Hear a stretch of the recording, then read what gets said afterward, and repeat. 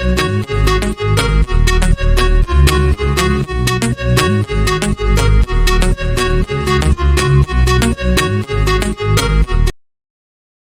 thème de ce matin, les 5 pas pour être agréable à Dieu. Le deuxième thème le deuxième pas qui est la connaissance. Amen. La semaine passée, j'avais étiqueté tout. Donc, nous sommes au deuxième pas, au deuxième thème aujourd'hui, la connaissance. Amen. Pour être agréable à Dieu, nous avons besoin de la connaissance. Pour être agréable à Dieu, nous avons besoin de la connaissance. Amen. Nous allons lire Osée 4, verset 6. J'ai dit la parole de Dieu.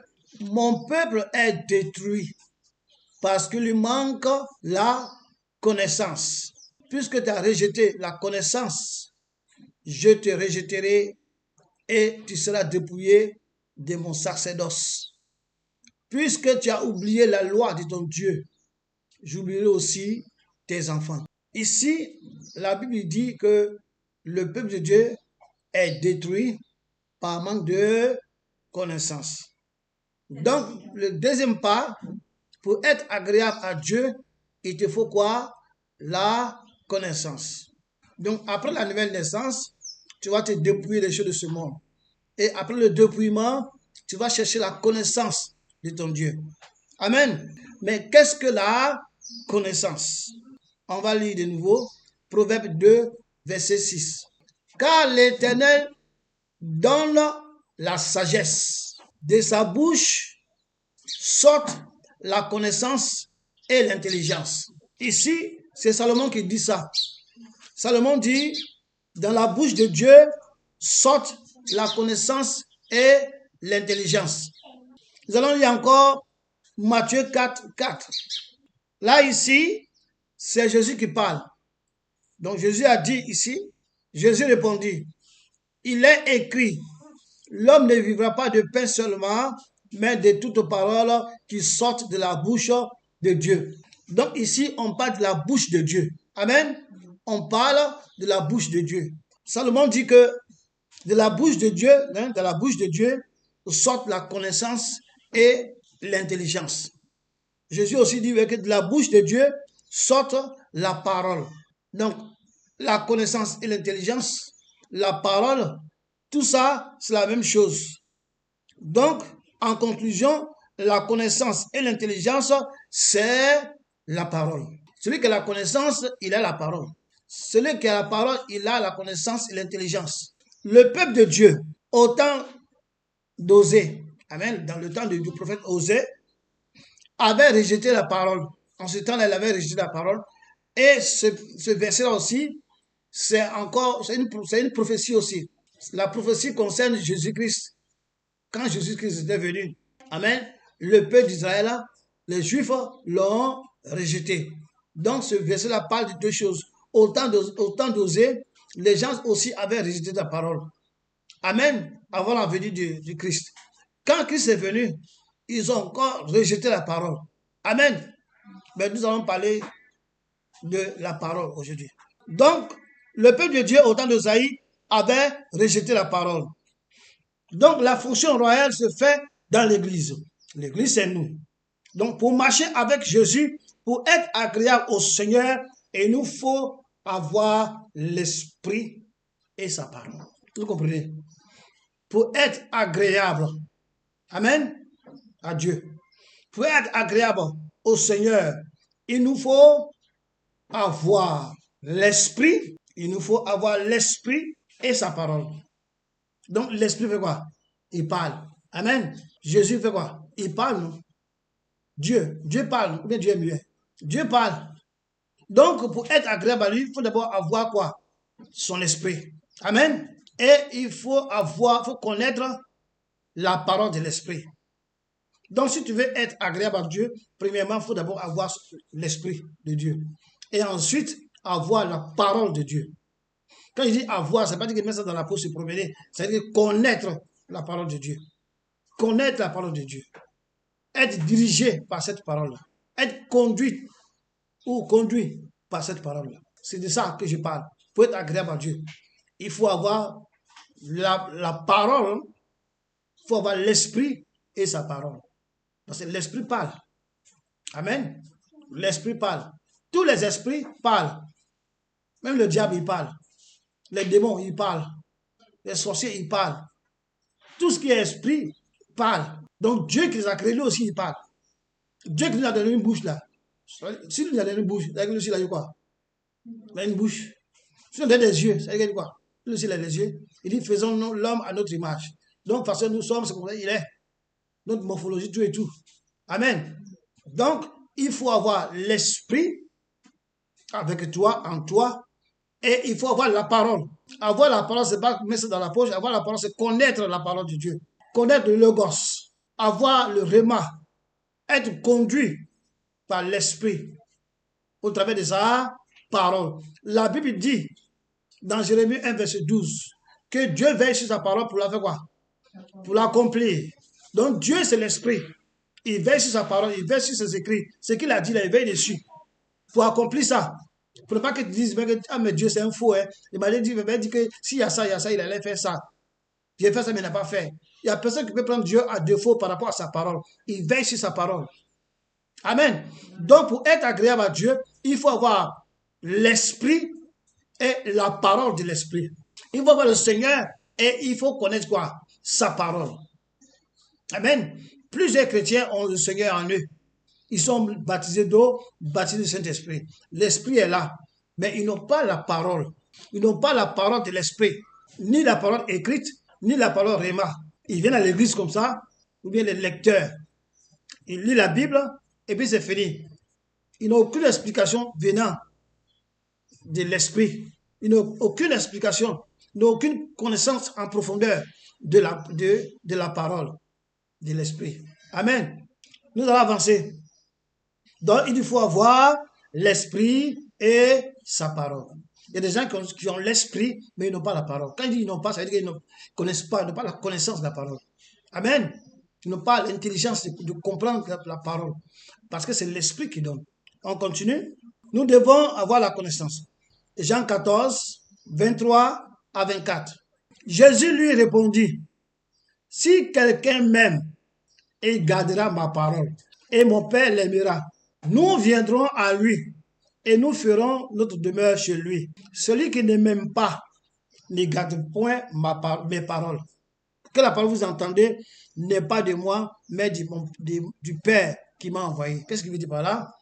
Il a dit que celui qui m'aime, moi Jésus, là, il n'a qu'à garder ma parole. Donc Jésus est là et il a sa parole, n'est-ce pas? Donc il dit, si vous m'aimez, vous devez garder ma parole. Les écrits, tout ce qui est enseigné, mes enseignements, vous devez les garder si vous m'aimez. Et si vous m'aimez alors et que vous gardez mes enseignements, si vous gardez ma parole, mon Père, moi et mon Père, nous viendrons à lui. Donc, on va venir chez toi. Lui et son Père, ils vont venir chez toi. Jésus et son Père vont venir chez toi. Amen. Qui sont Jésus et son Père? Hein? Dieu fait chair. Son Père, c'est le Dieu. Donc, c'est la même personne. Donc, moi et moi, nous allons venir chez toi. Ok, on va avancer. Amen. Donc, il dit, moi et mon Père. Quand il dit moi, qui parlait? Quand il dit moi qui parlait, c'est le Père qui se fait chair. Donc, c'est la chair qui parle. Il dit moi et mon Père. Quand il dit mon Père, ça dit quoi? Il parle maintenant de l'Esprit qui est dans le temple. Donc, moi, le Fils, avec moi-même qui est dans le temple, nous allons venir chez toi, chez vous. Amen. Elle dit que celui qui m'aime, qui ne m'aime pas, ne garde point mes paroles. Donc celui qui n'aime pas Jésus ne garde pas ses paroles. Toute personne qui se dit chrétien, qui est dans l'église et qui ne garde pas la parole de Dieu en lui, n'aime pas Jésus. Toute personne qui est à l'église et qui ne garde pas la parole de Dieu, Dieu ne viendra pas à lui. Dieu ne va pas lui parler. Donc si tu es à l'église, tu es dans une église, tu dis que tu as Jésus, mais tu n'aimes pas la parole de Dieu. Lorsqu'on te donne une parole, tu donnes une deuxième parole. Lorsqu'on te donne une parole, toi tu cherches les paroles des versets pour contredire tel verset.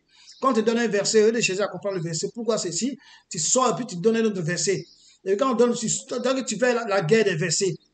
Tu n'aimes pas la parole. Et la Bible dit que ceux qui font ça, ils n'aiment pas Jésus.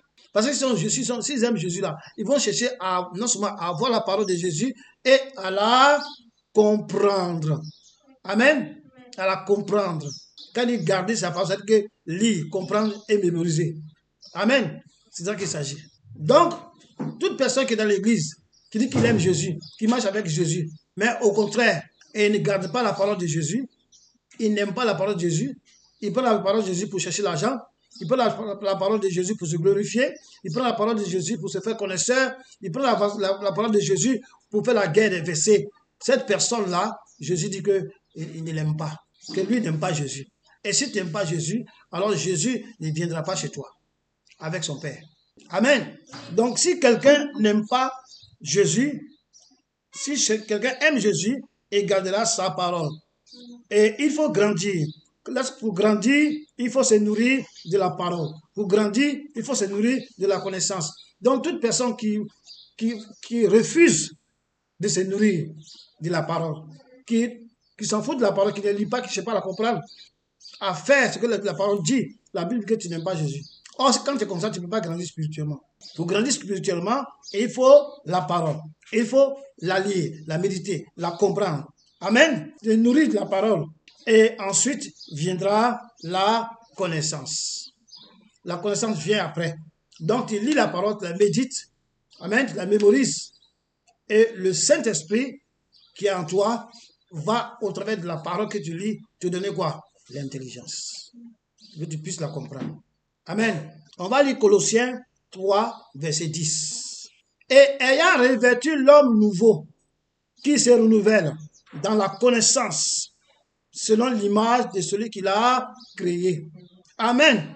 Donc, lorsque tu es revêtu de l'homme nouveau, lorsque tu es revêtu de Jésus, amen, tu es né de nouveau, tu es devenu un homme nouveau, hein, l'homme nouveau, hein, tu es revêtu de Christ.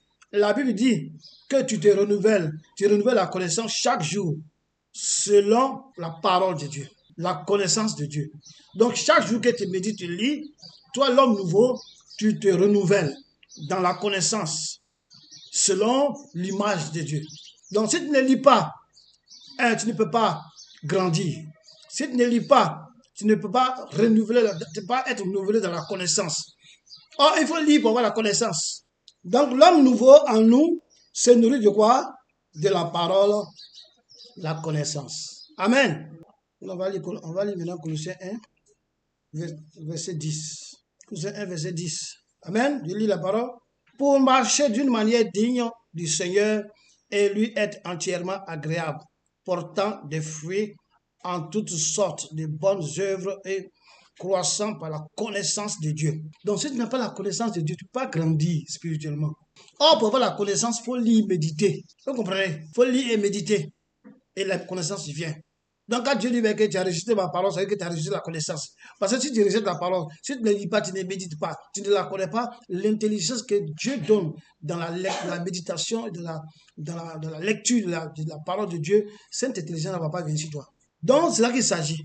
Il faut marcher dignement dans la parole, avoir l'intelligence pour être agréable à qui? À Dieu. Donc, pour être agréable, il faut quoi? Marcher d'une manière digne du Seigneur et lui être entièrement quoi? Agréable. Donc, quand tu es agréable à Jésus, forcément, tu portes des fruits. Tu portes de bons fruits. Amen. Portant des fruits en toutes sortes de bonnes œuvres et croissant par la connaissance. Tu portes des fruits et tu grandis par dans la connaissance. Tout ça, pour tout ça, il faut avoir la parole. Si tu n'as pas la parole, non seulement tu ne peux pas grandir spirituellement, tu ne peux pas te nourrir spirituellement, tu ne peux pas avoir l'intelligence. Ce n'est pas l'intelligence de fabriquer une voiture, l'intelligence qui vient de Dieu. Tu n'as pas ça. Beaucoup de personnes sont à l'église et même d'autres même enseignent, mais non seulement ils n'ont pas la parole, ils n'ont pas la connaissance et l'intelligence de Dieu. Alors, si tu n'as pas l'intelligence, tu n'as pas la connaissance de la parole, tu vas enseigner quoi? Tu vas enseigner toi-même. Ce qui fait que les gens enseignent des hérésies aujourd'hui dans l'église. D'autres pour avoir l'argent, d'autres pour se glorifier, d'autres pour se faire connaisseur. Mais en réalité, ils n'ont pas la connaissance. Il faut chercher la connaissance dans la méditation, la lecture, dans l'approfondissement de la connaissance de la parole. Pour cela, il faut mettre un temps à part pour avoir cette connaissance. Il faut mettre un temps à part pour la méditation. Il faut mettre un temps en part pour que Dieu te rende, tu reviennes intelligent, tu deviennes intelligent par l'Esprit de Dieu. Amen. Nous allons lire encore 2 Pierre 1, 3 et 8. Comme sa divine puissance nous a donné tout ce qui contribue à la vie et à la piété, au moyen de la connaissance de celui qui nous a appelés par sa propre gloire et par sa vertu. Amen. Donc, Dieu, par sa divine puissance, amen, nous a donné, amen, la piété. Nous a donné la vie et la piété, la vie éternelle et la piété. Au moyen de quoi? De la connaissance. Si tu n'as pas la connaissance, tu ne peux pas savoir que tu as la vie éternelle. Si tu n'as pas la connaissance, tu ne peux pas savoir qu'il faut marcher d'une manière pieuse. Donc, par la connaissance de la parole de Dieu, que Dieu nous donne quoi? La piété, il nous donne quoi? La vie. Amen. Pourquoi? Parce qu'il nous appelle à sa propre quoi? Gloire, par sa vertu, par sa puissance. Donc, Dieu nous appelle à sa propre gloire, mais il veut d'abord quoi? Que nous connaissions la connaissance. Nous avons la parole, la connaissance de la parole, nous avons quoi? L'intelligence. Quand nous avons ces trois choses, alors nous pouvons marcher pieusement. Nous avons ces trois choses, alors nous avons la conviction que nous sommes nés de nouveau, nous avons la conviction que nous avons la vie éternelle. C'est ça qu'il s'agit. Dans l'église, avec Jésus, ce n'est pas les choses du monde, c'est la connaissance de Dieu, c'est l'intelligence qui vient de Dieu, c'est la vie éternelle. C'est pourquoi nous sommes à l'église. Ceci, c'est pour avoir l'argent. Chacun va aller se faire son petit travail, n'est-ce pas?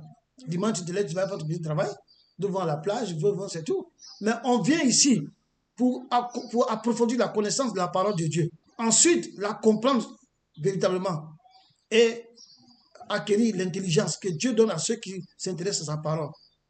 Amen. Et lorsque nous avons l'intelligence, nous savons que nous avons la vie éternelle. Et c'est ça que nous cherchons. C'est la vie éternelle. Nous sommes chrétiens, pourquoi? Nous avons la vie éternelle. Sinon, si c'est pour être riche, là, il y a plein de moyens dans le monde pour être riche. Il y a plein de moyens dans le monde pour faire ce qu'on veut.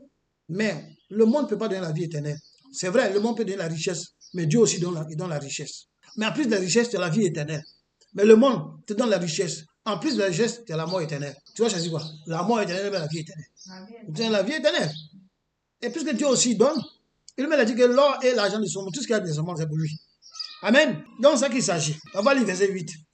On va finir rapidement. Verset 8. Verset 8, hein, car si ces choses sont en vous et ils sont avec abondance, elles ne vous laisseront pas point oisif, ni stérile, pour la connaissance de notre Seigneur Jésus. Donc, tout ce qu'on vient de citer là, la méditation, hein, la lecture, la méditation, la connaissance, l'intelligence, toutes ces choses sont en toi. La Bible dit que ces choses ne vont pas te laisser oisif. C'est-à-dire que tu es là, tu ne sais pas quoi faire, tu es là oisif. Tu auras toujours quelque chose à faire. Toujours quelque chose à faire. Tu ne seras pas stérile. Pourquoi? Parce que tu auras la connaissance. La connaissance, comment tu peux être stérile? Voilà, la connaissance de notre Seigneur. Amen. Donc, toute chose qui contribue à la vie et à la piété, c'est au moyen de la connaissance de Dieu. Quiconque ne cherche pas à connaître Dieu, quiconque ne cherche pas à connaître la parole de Dieu, à la maîtriser, même si ce n'est pas facile, mais à la maîtriser, à la mémoriser, amen, à la connaître, à chercher l'intelligence qui vient de Dieu. La Bible dit, tu ne nourris pas l'homme intérieur et aussi ta vie sera stérile. Amen. Donc, nous devons chercher tout ce qui contribue à la vie et à la piété. Au moyen de qui? La connaissance de Dieu. Cherchons à connaître Dieu. En cela, nous serons agréables à lui. Dieu aime les gens qui le cherchent. Il a dit dans Jérémie 29, verset 13 que vous me chercherez, vous me trouverez. Si vous me cherchez de tout votre quoi? Cœur, de toute votre âme. Donc, on doit chercher Dieu. Chercher à le connaître. Qu'est-ce qu'il veut pour nous? Chercher son intelligence. Chercher la connaissance. Apprendre la parole. Connaître la parole. En cela, nous sommes agréables à lui. Et il va se dévoiler. Il va se révéler à nous pour dire que voilà ta vie, c'est comme ça. Voilà comment je veux que tu sois comme ça. Amen. Voilà ce que tu devais faire. Laisse que tu fais cela. Voilà, va faire mon œuvre. Va dans tel pays. Va dans tel village. Va dans tel front. Va prier. Va délivrer. Va guérir. Il te dit tout. Quand tu es content de ton enfant là, tu lui demandes, tu veux quoi? Tu veux quoi? Il dit, je veux ça. Il dit, bon, ok. Ton enfant travaille bien à l'école. Il vient, tout ce qu'on lui montre, tu connais. Il t'expose. Quand tu vois ça, si tu as les moyens, tu vas dire à ton enfant, qu'est-ce que tu veux? Je vais te donner un cadeau. C'est même avec Dieu. Quand tu maîtrises sa parole, tu maîtrises sa parole, tu as la connaissance de sa parole, Dieu t'a donné l'intelligence, Tout ce que tu cries à lui, il dit, tu ne seras pas quoi? Stérile. Tu ne vas pas manquer. Il va te donner. Mais la chose qui fait que nous souffrons, c'est parce que nous ne nous intéressons pas aux choses de Dieu. Nous ne cherchons pas à connaître Dieu, à connaître Jésus, à connaître la profondeur, à connaître, à méditer, à avoir l'intelligence de Dieu. Et Dieu, il n'est pas comme ça. Lui, il marche avec les gens qu'il aime. Il dit, ceux qui m'aiment, je l'aime. Il a dit tout à l'heure que si vous m'aimez, alors quoi? Gardez ma parole. Voilà.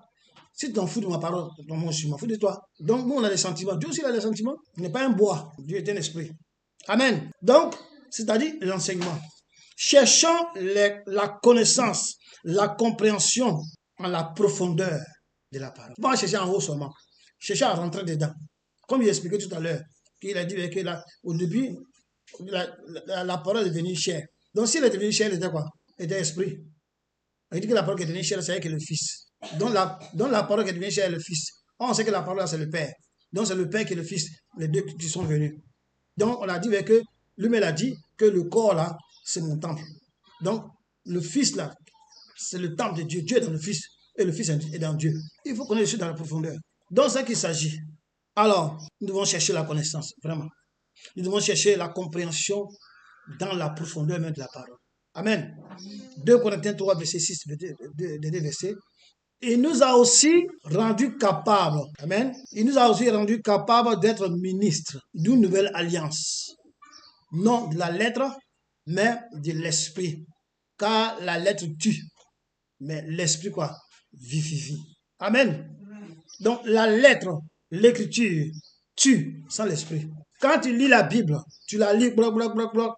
Si l'esprit qui a parlé, l'esprit qui a envoyé cette parole ne t'explique pas ce que tu es en train de lire, la Bible dit, si tu suis ton entendement, si tu suis ta compréhension, c'est la mort qui t'attend. C'est-à-dire qu'on doit suivre la compréhension donnée par l'esprit, l'entendement donné par l'esprit.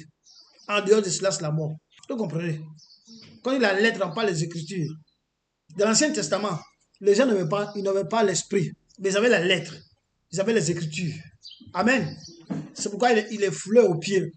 Parce qu'ils n'avaient pas l'esprit. L'esprit qui peut leur permettre de garder la parole en eux, de permettre de la comprendre et de l'exécuter, de mettre ça en pratique.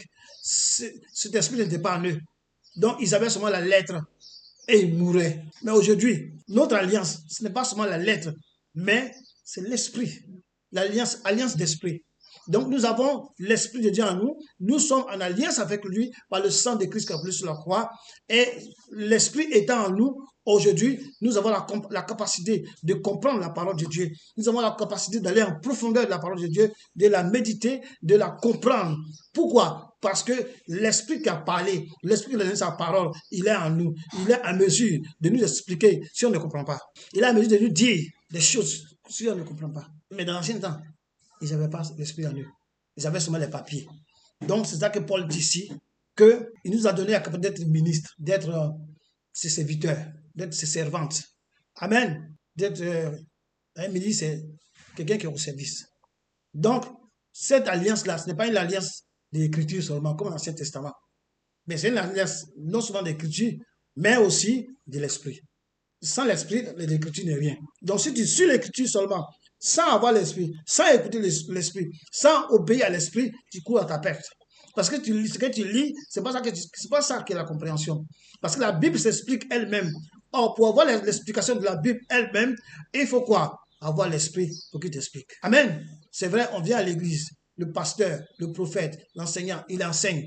Mais ce qu'il enseigne, pour le comprendre ça en profondeur, nous notons les versets, nous écoutons le thème du jour. Lorsque nous arrivons à la maison, nous reprenons ces versets, nous les disons, nous les méditons, et l'esprit qui est en nous, qui a incité le pasteur à enseigner cela, il va nous faire comprendre ça en profondeur. Et nous comprenons ce que ça veut dire. Paul dit, si tu suis la lettre du document, tu vas là-bas. Parce que ce que tu crois comprendre, c'est pas ça. Ce que tu crois savoir, c'est pas ça. Mais c'est ce que l'esprit va te dire, c'est ça qui est la vérité. Et c'est la vérité là qui va te sauver. Amen.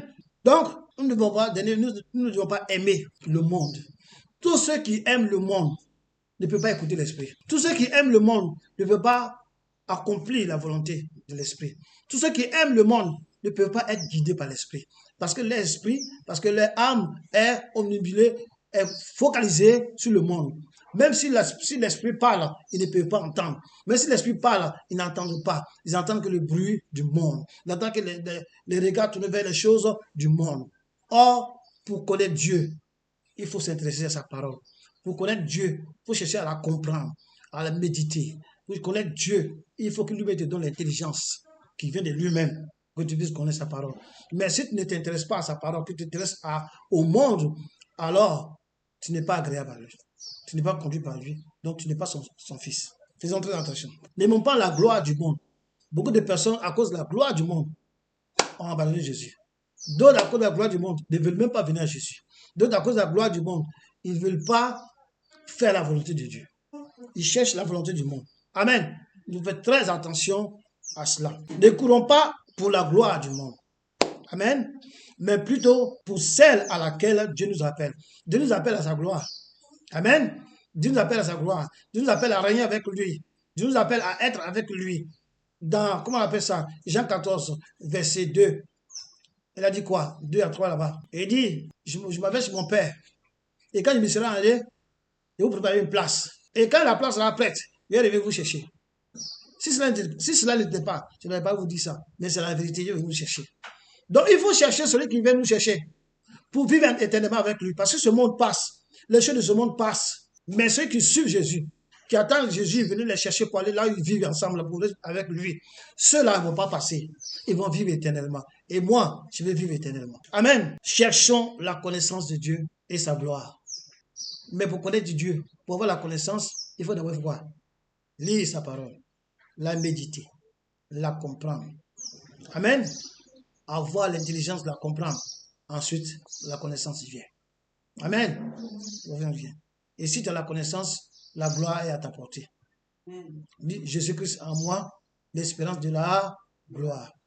Quand on dit il est en toi, l'espérance de la gloire, qu'il est en toi, il vient avec sa parole, il vient avec son intelligence, il vient avec la sagesse, il vient avec la connaissance. Si tu as tout cela, la gloire t'est ouverte. Amen. Que Dieu nous bénisse, que Dieu nous fortifie et Dieu nous garde.